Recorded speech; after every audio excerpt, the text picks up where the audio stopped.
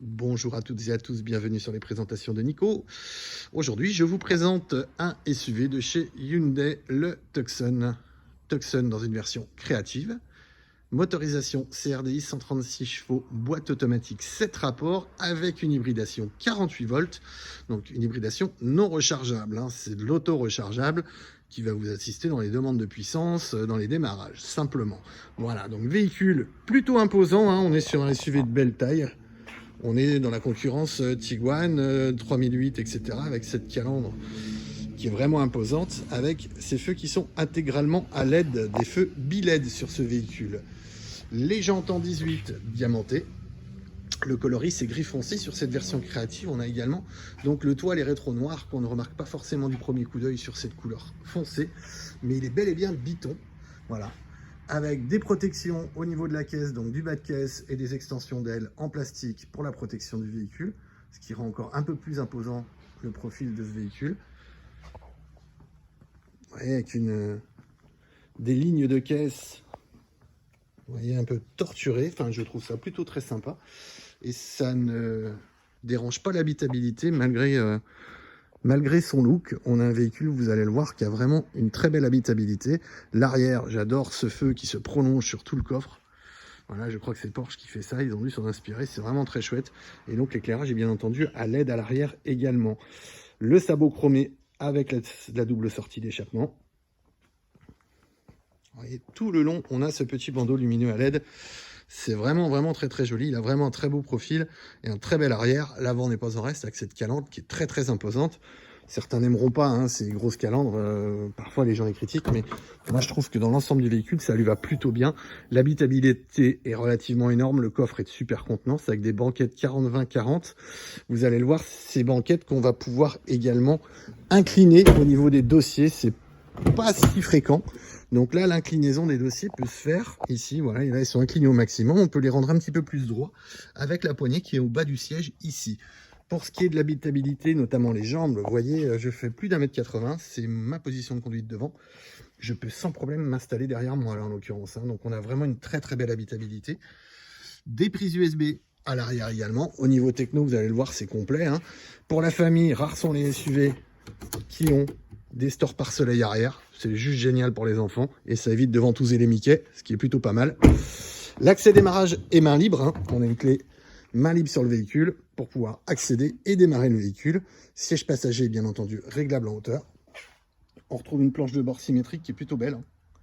Voilà, je trouve que c'est bien fini, vous voyez, avec les petits inserts chromés, un petit bout de tissu par ici et on est sur du plastique moussé, un petit peu de partout et ça n'a pas toujours été le cas chez Hyundai. Et là, vraiment, en finition, ils ont fait un bond assez sympa. Je refais un petit tour de l'extérieur avant qu'on attaque les choses sérieuses.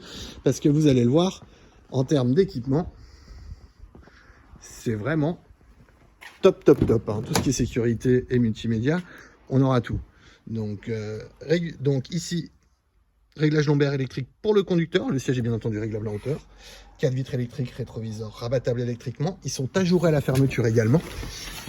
Dans le rétroviseur, je ne sais pas si vous voyez le petit triangle danger. Donc ça, c'est la détection d'angle mort. Démarrage, donc avec le bouton start, simplement ici. Toc. Donc boîte 7 vitesses avec marche arrière, caméra, radar avant-arrière, le neutre, drive pour circuler. Et si on passe sur le côté, on passe en séquentiel en manuel. Voilà, tout simplement. Toc. On retrouve une charge par induction par là. Donc prise USB pour les recharges également. Climatisation automatique bisone. Les deux sièges avant sont chauffants ici et là. Voilà, tout simplement. Frein à main électrique. L'assistant démarrage en côte. L'aide à la descente. Le start and stop qui est désactivable.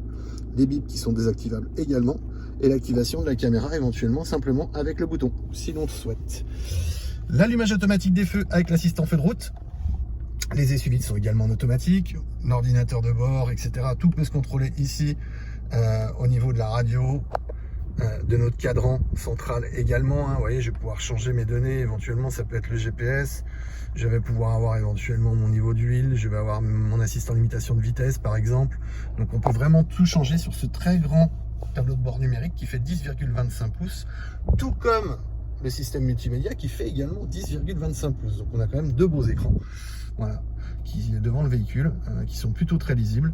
Voilà, on regrettera qu'on ne peut pas mettre la cartographie du GPS, c'est simplement un fléchage. Bon, je trouve que c'est amplement suffisant, mais certains peuvent avoir l'habitude d'avoir un cockpit beaucoup plus connecté avec la cartographie notamment. Mais la cartographie, vous allez pouvoir la voir ici, vous voyez, en cliquant sur Map, et on a une super cartographie ici directement. Donc, avec la navigation, on peut changer l'échelle bien entendu comme on le souhaite, hein. Voilà, on peut arrêter le guidage tout simplement ici. Voilà, l'écran est tactile, très fluide. C'est vraiment sympa, les volumes sont également numériques, vous pouvez également le faire au volant. On retrouve l'Apple CarPlay, on retrouve l'Android Auto, on retrouve les clés USB, les radios DAB, les radios numériques, un système de multimédia comme on le retrouve maintenant de partout, mais vraiment complet là, c'est-à-dire qu'on n'a pas l'Apple CarPlay en option, on n'a pas l'Android Auto en option, tout est dedans. Voilà, les paramètres d'affichage que vous pouvez tous changer comme vous le souhaitez. Vous voyez, on va augmenter sa luminosité par exemple de l'écran, les filtres lumière bleue qu'on peut activer ou pas. Enfin, ça va loin hein, au niveau des réglages.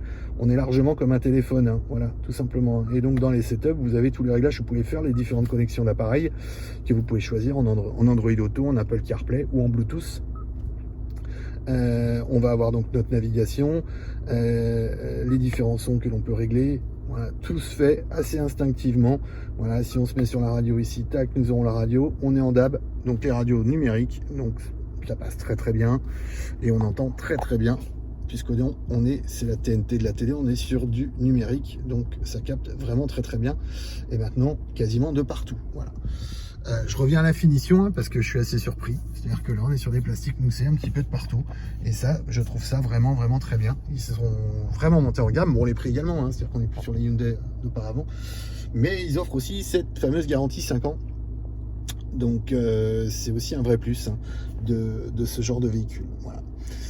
J'espère que cette vidéo, cette présentation, vous aura aidé dans le choix de votre véhicule éventuel. Voilà, le choix d'un Tucson qui n'est pas du tout un mauvais choix lorsque vous cherchez un SUV.